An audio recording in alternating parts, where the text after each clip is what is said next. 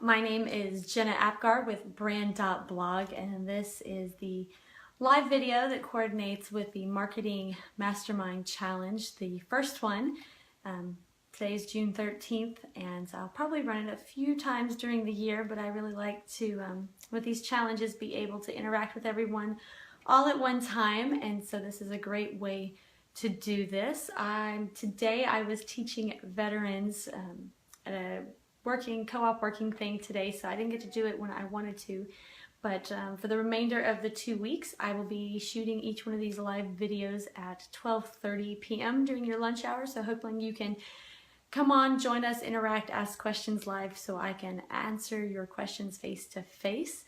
I hope everyone's enjoyed this challenge. This is the first time I've run it, and I'm kind of seeing some of the hiccups everyone is having. One of them is deliverability, and it's maybe lost in your spam folder. If you have any problems whatsoever, just email me at support@brand.blog.com and I will be able to forward you the email to make sure you have all the links and that you have the homework to do. I don't want anyone missing out. If you're participating in the contest, be sure to like our business page on Facebook, brand.blog, and turn on notifications so that you can get these live videos and participate with them and ask questions. And don't forget to post your answers publicly on your Facebook, Twitter, and Instagram feeds with the hashtag marketing challenge and also hashtag day one if that helps.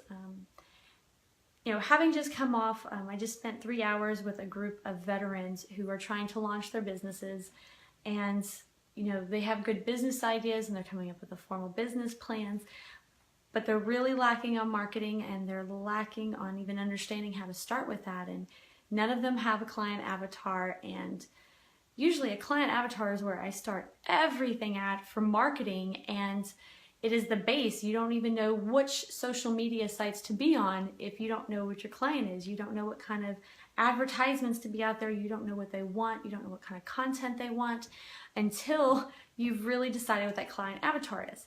However, if you don't know your why, if you don't know why it is you're in business, if you don't know who you are as a person and why you're in the business that you are in, it's really hard to determine who you want your client to be and who you serve best. I can say myself, I struggled with this personally. I started off as a blogger in the Dallas area, and I still do that. And just working with them, I worked with a lot of small businesses, and I really love working small businesses. And I was like, let me be a social media manager. And I was doing that for a while. And then I struggled with watching the companies I was working with struggle themselves to make social media work because they didn't have the rest of the processes in place for all that traffic to go and really be productive on their website and, actually buy stuff and actually sell. And everyone wants to sell on social media, and if that's what I'm being told to do, that's what I'll do. But what I do try to educate my clients is you can't do that. You've got to network, and you have to build influence, and you have to build a relationship with people.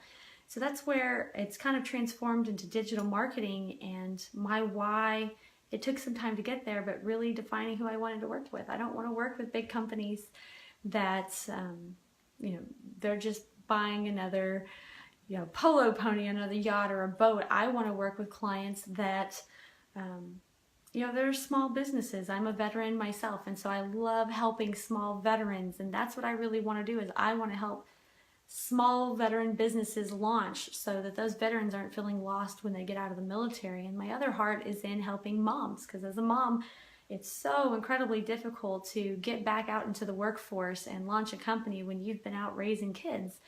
But you want to be able to work for yourself because you want to be able to set your own hours, and when your kid is sick, stay at home with them. So when I ask my why for my current company, when I was able to narrow it down to really what makes me happy and who I want to serve, it really comes down to I love giving information that I've taken in, that I've learned the hard way, and helping small businesses really grow, and watching the young mom who has 2 kids find a business and grow a business that actually brings her in enough income, whether it's just the side money her and her family needs, or if it's enough to actually put the kids in the nice schools and the Montessori's, so that she can work full time but still have the flexibility of being an entrepreneur or a solopreneur, and the pride of having her own business and being able to tell her husband, yeah, I bought shoes, but it was with my own money.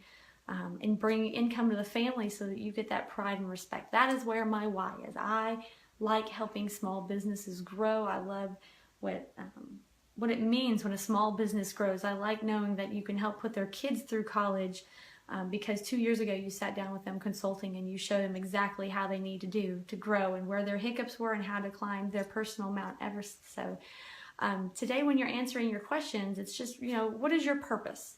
Why is it you want to be in business in the first place?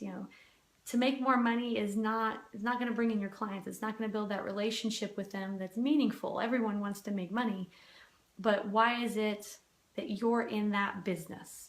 Where is your passion from? What do you really believe in? And what, in those different ideas, what is it that separates you from the rest of the pack? So I talked to one veteran today. He wants to open a surplus store. Well, there's already surplus stores. You would just be another surplus store. And there's already big names. What would make you different? One of the things he wants to do is he wants to have a war room in the back. He wants his place to be a meeting place for not just people shopping for surplus, that all veterans can come and feel like it's a little coffee shop and literally offer coffee in the back or at least like a little Keurig that everyone can just sit down and relax and have Wi-Fi and meet there and hang out with other veterans and feel like that they have a place to call home with people that are like them. So that's his why. He wants to connect other veterans. And he's very concerned about the idea that there's 22 veterans every day that kill themselves. And he wants to be part of the solution to stop that from happening. So that's his why. And it's important that you understand what your why is so that you can understand why you matter in the world. Anyone can sell something, but why do you matter? Why do I want to buy from you?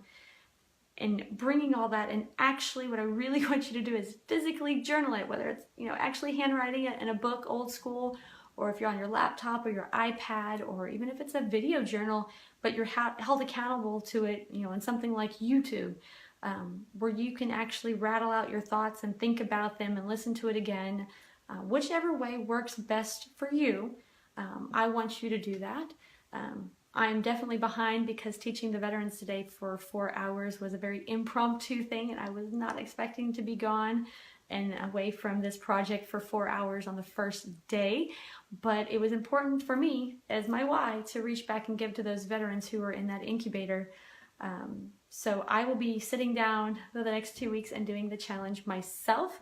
I will post this stuff out there as soon as I get it. I'll probably do it tonight when I'm putting my kids to sleep.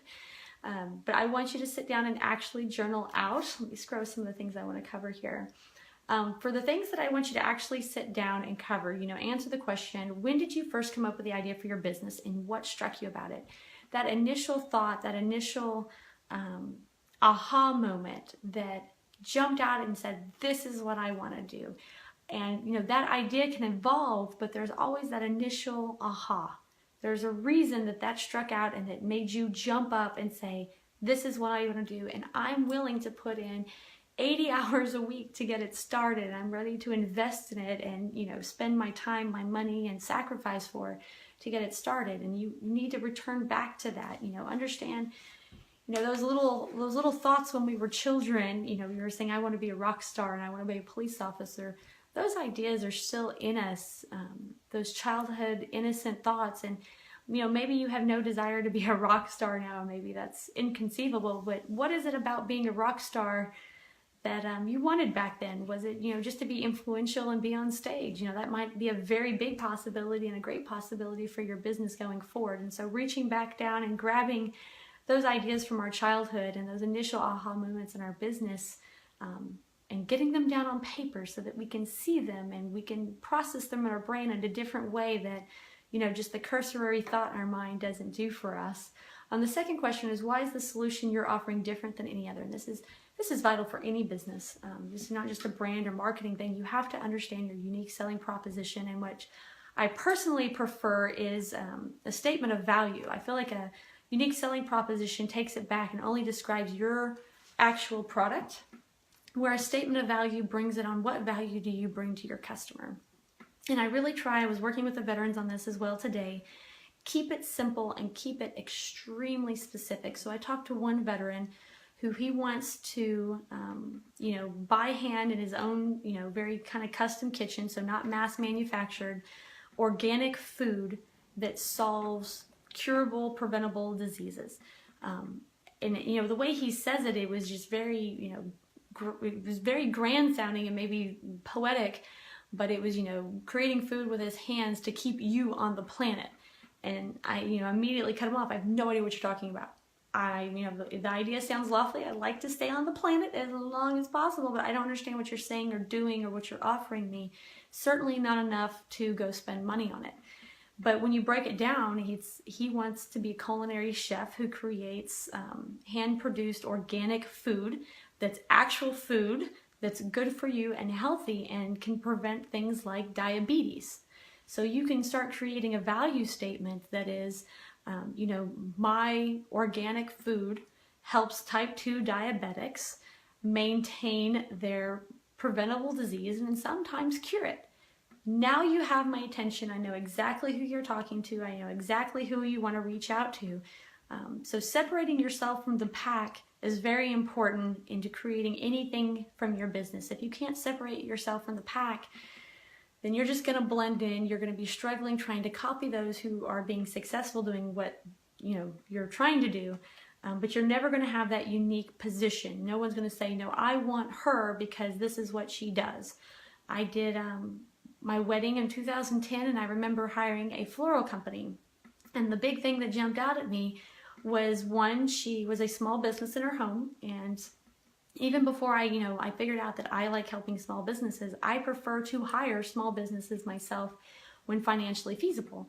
So one, she had a business that was small, run out of her house, and I knew that I would be helping her directly by hiring her, but it was cost effective. And then three, my daughter loves Paris. I've been to Paris, and her angle was, she was a French-based floral designer, so her designs came more from the French side and that kind of styling, and so that reached out to me. She had thought about what really meant something to her, which could translate to her customers, and that was her unique selling proposition. Was she's a small business owner that does very French floral techniques, and I like Paris, so that worked for me, and that's important to think about. The third one I wanted you to cover today is, what do you believe about the work that you're doing? You need to believe something. So, there's all these different ideas. One of the veterans I worked with today, he has a handyman service, but the heart of his handyman service is he takes veterans that are coming out of the service or that just need a job, and he puts them to work. And one of the ways he does that is he brings in handyman work for from residential companies, a couple commercial. But his selling proposition, his unique selling proposition, is that he doesn't just hire some guy to do the work for you. He brings in veterans. So one of the questions he asks as part of his sales process is, do you support troops? And everyone's like, yes, awesome, we support the troops. But then he's like, how? And they're like, oh, well, I've got a yellow sticker on the back of my car, or, I'm for whatever they're doing, but they cannot quantify how they actually go out and support the troops. And he's like, well, I can help you with that. You have a door jamb that's broken. I can fix it, and I'm going to fix it by hiring troops to come into your house that need work, and they're trained, and I supervise them all, and we provide programs to help them. And one of the ways that we do this is by giving them handyman labor. So if you really want to support your troops, come see us. And so he really believes in that work. It's not just something that he says. He really deeply believes, because he's helping the troops, and that is part of his why. Is he wants to give back to the veteran community and make sure they're employed, and he uses his training in construction to help bring them on, train them, and give them a job, and that is his selling proposition as well to his clients. So find what you believe in, and what really, really means something to you, and that will be the heart and the core of your company. It's been paused. Oh, there it goes. I paused. Sorry, bad connection in the storm today. Okay, the fourth one we're going to do is, what do you want other people to believe about the work you're doing? So you can have all these beliefs that you believe in. You can know your why. You can have your core. But what is it that you want other people to see? Is that the same belief system? Do you want to see your support for veterans, or your support for moms, or whatever that might be? And do you want them to believe that you are the top custom gun maker in the country, that you have the best gun cleaning services. And a lot of these are veteran centric because this is the mode that I've been in all day long. You know, do you want everyone to believe that you can heal somebody with organic foods and the foods that they choose to eat?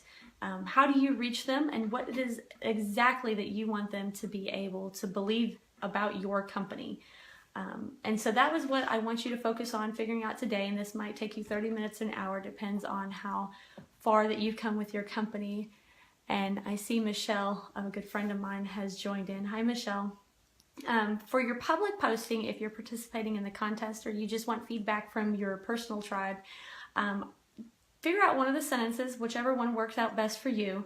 I'm inspired by, I am passionate about helping, or my why is, and post that on your Facebook, Twitter, Instagram, whichever one you are the most comfortable with the hashtag marketing challenge and day one. And just tell everybody, you know, kind of bottle up all the things that you've written in your journal and figure out what your why is and post that to your circle so they can see and give feedback. And you'll find that your friends and family are going to have some really awesome feedback for you. And sometimes they're just going to say like, duh, we already know this about you. But take care of that and bring all your questions over to the private Facebook group to ask them or get feedback. You can also ask underneath this video and I will get back to you. If you have any questions, comments, concerns, if you're having any trouble with the emails coming in or being operable, please let me know and I will get those fixed right away. So again, my name is Jenna Afgar with brand.blog. And like I said, if you have any questions, get a hold of me. And good luck with your challenge and happy writing. Bye.